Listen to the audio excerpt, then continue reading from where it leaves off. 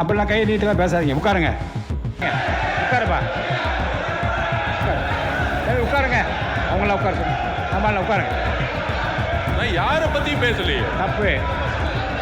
நீங்கள் யாரை பற்றியும் பேசல. உட்காருங்க உட்காருங்க. நீங்கள் எல்லாம் உட்காருங்க. உட்காருங்க. இந்த பக்கம் எல்லாம் உட்காருங்க. உட்கார சொல்லுங்க. உட்காருங்க. எல்லாம் உட்காருங்க. உட்காருங்க. உட்காருங்க.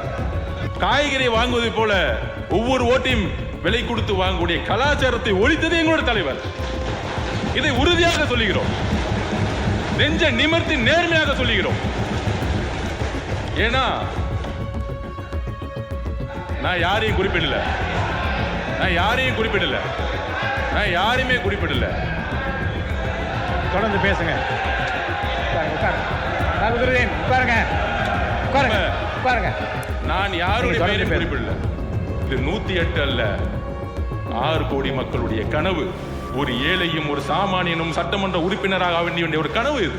எங்கள் பெயர் உங்களுக்கு தெரியாமல் இருக்கலாம், எங்களுடைய சாதி உங்களுக்கு தெரியாமல் இருக்கலாம், எங்களுடைய மதம் உங்களுக்கு தெரியாமல் இருக்கலாம். ஆனால் பெண்களுக்கும் இளைஞர்களுக்கும் ஏழைகளுக்கும் எங்களுடைய பெயர் தெரியும். இங்க இருக்கக்கூடிய நபர்கள் பண்ணையாரின் பிள்ளைகள் அல்ல, மன்னராட்சியின் பிள்ளைகள் அல்ல.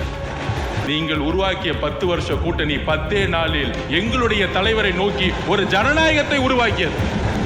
உங்கள் சத்யாவில் இப்பொழுது ஆடி அதிரடி தள்ளுபடி. எண்ணி துணிக கர்மம் துணிந்த பின் எண்ணுவோம் என்பது இழுக்கு. மாண்புமிகு பேரவைத் தலைவர் அவர்களே, 2026 தேர்தல் பிரச்சாரத்தில் எதிர்கட்சிகள், அனைத்து எதிர்கட்சிகள்,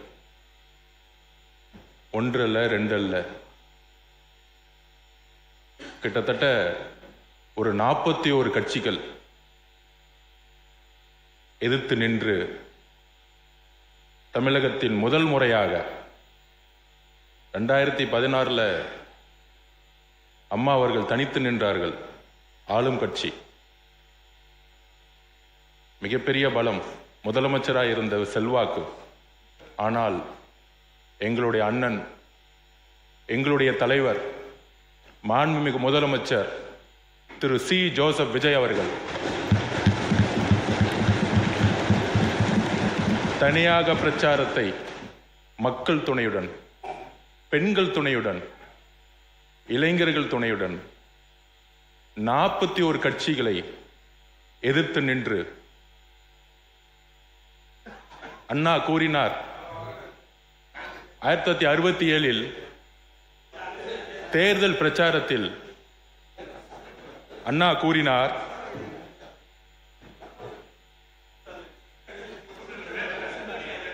எந்த குறுக்கீடும் அனுமதிக்க முடியாது. பதில் உரைக்கு பிறகு நான் 4:18 ஆயிடுச்சு. முடிந்த பிறகு என்ன வேணா பதில் சொல்ல தயாராக இருக்கிறார். அவர்கள் கூர்ந்து பேச அனுமதியுங்கள். எங்கள் தலைவர் பிரச்சாரத்தில் ஒரு கருத்தை கூறினார், நாங்கள் எப்படி வெற்றி பெறப் போகிறோம் என்று. 1967 அண்ணா கூறினார், அதே கேள்வி எங்களின் தலைவரிடம் பார்த்து கேட்கப்பட்டது, 2 வருஷத்துல கட்சி ஆரம்பிச்சு ஆளுங்கட்சி ஆயிடுவீங்களா? எடுத்த உடனே முதலமைச்சர் ஆயிடுவீங்களா? இந்த இளைஞர் கூட்டத்தை வச்சுக்கிட்டு நீங்க வந்து தேர்தலை ஜெயிச்சிடுவீங்களா? பூத் இருக்கா, கிளை இருக்கா, ஒன்றியம் இருக்கா, நகரம் இருக்கா, மாவட்ட செயலாளர் யாருன்னு தெரியுமா?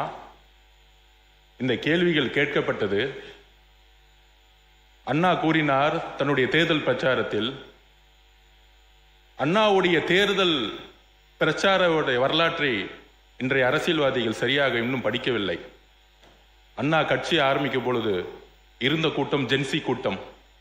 அன்னைக்கு திரு கலைஞர் கருணாநிதி அவர்களுக்கே வயது 26 தான். அப்படி 26 40 வயசை ஒரு இளைஞர் கூட்டத்தை எங்களுடைய தலைவர் உருவாக்கி அதை அண்டர் எஸ்டிமேட் பண்ணும் பொழுது இதே அண்ணா கூறினார், முடியுமா, காலம் சரியுமா, போதுமான பலம் இருக்கிறதா, நாளை வரை பொறுத்திருக்க கூடாதா என்ற பேச்சுகள் இளைஞருக்கு இருக்காது. அண்ணா சொல்லிய வார்த்தை, இளைஞர்களுக்கு எப்பொழுதும் வேகம் அதிகம், விவேகமும் அதிகம். அப்படி 2026 1967 வெற்றி, அதற்கு பின்பு 1977 ஏற்பட்ட இன்னொரு புரட்சி, அதற்கு பிறகு 2026 தேர்தல் வெற்றி என்பது ஒரு சாதாரண வெற்றி கிடையாது. 41 கட்சிகள் எதிர்த்து நின்று முதலில் பேசும்போது எதிர்க்கட்சி துணைத் தலைவர் சொல்லினார், நீங்கள் 108 தான் அப்படின்னு பேசினாரு. அந்த 108 எப்படி உருவாக்கப்பட்டது? 41 கட்சிகள் எதிர்த்து நின்று எதிர்க்கட்சி தலைவர் தன்னுடைய மேடைகளில் கூறினார், அங்க இருக்கிறவங்க எம்எல்ஏன்னா யாருன்னு தெரியாது, அமைச்சர்னா யாருன்னு தெரியாது. இதுதான் அண்ணா கனவு கண்ட ஒரு புரட்சி. ஏழைகள், எளிமையானவர்கள், சாதி பலமற்றவர்கள், மத பலமற்றவர்கள், இங்க இருக்கக்கூடிய நபர்கள் பண்ணையாரின் பிள்ளைகள் அல்ல, மன்னராட்சியின் பிள்ளைகள் அல்ல. எங்கள் பெயர் உங்களுக்கு தெரியாமல் இருக்கலாம், எங்களுடைய சாதி உங்களுக்கு தெரியாமல் இருக்கலாம், எங்களுடைய மதம் உங்களுக்கு தெரியாமல் இருக்கலாம், ஆனால் பெண்களுக்கும் இளைஞர்களுக்கும் ஏழைகளுக்கும் எங்களுடைய பெயர் தெரியும். அதனால்தான் நாங்கள் 108. அதனால்தான் 10 நாளில் நீங்கள் உருவாக்கிய 10 வருஷ கூட்டணி 10 நாளில் எங்களுடைய தலைவரை நோக்கி ஒரு ஜனநாயகத்தை உருவாக்கியது, இந்த ஆட்சியை உருவாக்கியது. மக்கள் ஏற்படுத்த தீர்ப்புக்கு தலைவணங்கி இடதுசாரி சிந்தனைகளை கொண்ட அனைத்து தோழர்களும், காங்கிரஸ், கம்யூனிஸ்ட், விசிகே, ஐஎம்எல் அனைத்து தோழர்களும் மக்கள் ஏற்படுத்திய வெற்றிக்கு தலைவணங்கி எங்களோடு கொள்கை அளவில் இந்த ஆட்சியில் பங்கு பெற்று முதல் முறையாக நாங்கள் உறுதி கூறுகிறோம், புரட்சியாளர் அம்பேத்கருடைய கனவு இந்த அவையில் முதல் முறையாக நிறைவேற்றப்பட்டது. 8 தலித் சகோதரர்கள் இன்று அமைச்சரவையில் இருக்கிறார்கள். பெரியார் கண்ட சமூக நீதி இங்கு நிறைவேற்றப்பட்டிருக்கிறது. அண்ணா கண்ட இளைஞர் கூட்டம் இங்கு உருவாக்கப்பட்டிருக்கிறது. இதுதான் தேர்தல் வெற்றி. இது தேர்தல் வெற்றிக்கான ஒரு வெற்றி மட்டுமல்ல, இது வரலாற்றை திருப்பி போட்ட வெற்றி. சாதியும் மதமும்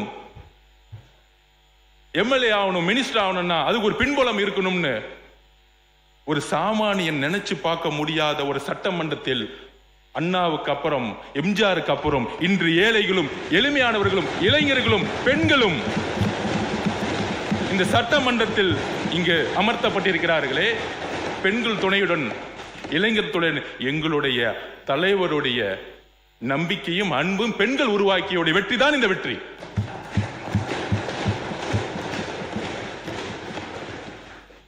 இது 108 அல்ல, 6 கோடி மக்களுடைய கனவு.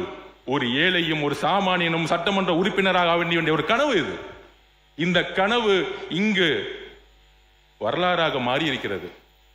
ஒரு சாதாரண கல்லூரியில் படிக்கக்கூடிய மாணவன், நானும் மக்களுக்காக வேலை செஞ்சா ஒரு சட்டமன்ற உறுப்பினராக முடியும், 1 ரூபாய் காசு செலவு செய்யாம. இங்க இருக்கக்கூடிய ஒருத்தரும், இங்க கூடிய இருக்க ஒவ்வொரு சட்டமன்ற உறுப்பினரும், எங்கள் தலைவர் சொன்னார் தேர்தலுக்கு முன்பு, எம்எல்ஏ சீட்டு கொடுத்த பிறகு ஒவ்வொரு இன்றிலும் சொன்னார், என்ன சொன்னார்னா, இங்க பணம் வச்சிருக்கவங்க சரி, பணங்கள் யாரும் 1 ரூபாய் செலவு பண்ணாதீங்க தேர்தலில். மக்கள் நம்ம ஜெயிக்க வைக்கிறாங்களோ இல்லையோ, ஆனால் மக்களிடம் நம்ம உண்மையா இருக்கணும், ஒரு மாற்றத்தை உருவாக்கணும்.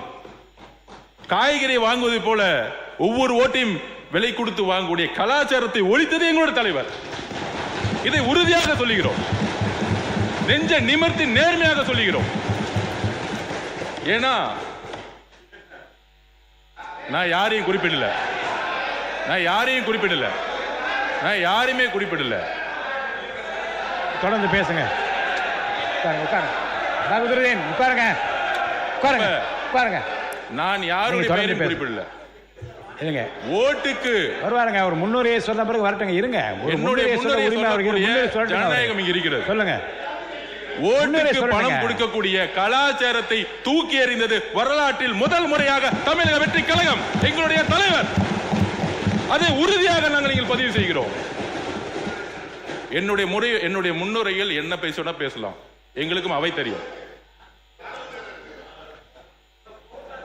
ஜனநாயகம் இப்படிதான் நான் பேசுறேன். அளவை நான் நிர்ணயிக்கிறேங்க, நீங்க பேசுங்க. இருங்க சார், நீங்க இருங்க, நீங்க இருங்க. உட்காருப்பா, உட்காருங்க.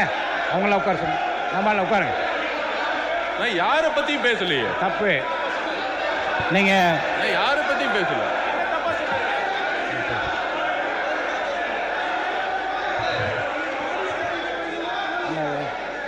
மாண்புமிகு பேரவைத் தலைவர்களே, உட்காருங்க, உட்காருங்க. நீங்க எல்லாம் உட்காருங்க, உட்காருங்க. இந்த பக்கம் எல்லாம் உட்காருங்க, உட்கார சொல்லுங்க. எல்லாம் உட்காருங்க, உட்காருங்க, உட்காருங்க, உட்காருங்க. இருங்க, இருங்க. நீங்க உட்காருங்க. நீங்க பேசுறது அனுமதிக்க முடியாது. நீங்க பேசுறது அனுமதிக்க முடியாது. உட்காருங்க. இருங்க. நீ பேசக்கூடாது, அப்படி பேசக்கூடாது. இருங்க. அதாவது இருங்க, கொஞ்சம் கவனிங்க. மாநில உறுப்பினர் கோஆரி அப்படிலாம் கையை நீட்டெல்லாம் பேசாதீங்க. உட்காருங்க, உட்காருங்க. அதில் கொடுக்க முடியாது. உட்காருங்க, உட்காருங்கன்னா உட்காருங்க. நீங்க எனக்கு நீங்க உட்காருங்க. என்ன உட்காருங்க. அது முன்னுரையாக இல்லை. இருங்க சார், நான் என்ன பேசும்போது பேசாதீங்க, குறுக்க பேசாதீங்க. பொதுவாக மானிய கோரிக்கை வருகிற போது முன்னுரையாக ஏதாவது தெரிவிக்க விரும்பினால் தெரிவிக்கலாம் என்கிற போது தலைவரை வாழ்த்தியும் அந்த பொறுப்பை உணர்ந்தும் வார்த்தைகள் சொல்வது வழக்கம்தான். இப்போது இருக்கிற நிலைமை என்ன என்றால், காலம், உடல்நிலை, முன்னாள் முதலமைச்சர் சொன்னது போல உடல்நிலை கருதி உங்களுடைய அந்த முன்னுரையை விரைவாக நீங்கள் முடித்துக்கொள்ள வேண்டும். சொல்லிட்டேன்ல, நானே சொல்லிட்டேனே. நான் அதை தான் நான் அதை உறுதியாக சொல்லியிருக்கிறேன். அவங்க முடிப்பாங்க. அமைதியாக. என்னுடைய வார்த்தைகள் ஜனநாயக பூர்வமானது. நான் யாரையும் தனிப்பட்ட முறையில் இன்னொரு ரூலும் படிச்சிடறேன் உங்களுக்கு. ஏன்னா சில உறுப்பினர்கள் விதிப்படி நடக்கிறதா மரபுன்னு என்ன கேட்கக்கூடாது. பேரவையின் விவாதத்திற்கு வரும் எப்பொருள் மீதேனும் நடைபெறும் விவாத உரைகளுக்கான கால வரம்பை பேரவை தலைவர் தான் நிர்ணயிக்கலாம். நான் சொல்கிறேன், விரைவாக முடித்துக்கொள்ளுங்கள் என்று நான் சொல்லியிருக்கிறேன். முடிப்பாங்க. இது இப்போ வேண்டாம். எந்த கேள்வி இப்போ அனுமதியில் நீங்கள் பதில் தொடங்க. இந்த வரலாற்று ரீதியான வெற்றிக்கு பிறகு இந்த 100 நாள் வாங்க. இந்த 100 நாளுடைய வெற்றி முதலில் சமூக நீதி கணக்கெடுப்பு, சாதிவாரி கணக்கெடுப்பு. எத்தனையோ கட்சிகள் சமூக நீதியை பற்றி பேசினாலும் எங்களுடைய தலைவர் தமிழக மக்களுடைய கனவை நிறைவேற்ற சமூக நீதி கணக்கெடுப்பை அறிவிப்பை வெளியிட்டிருக்கிறார். இது ஒரு வரலாறு.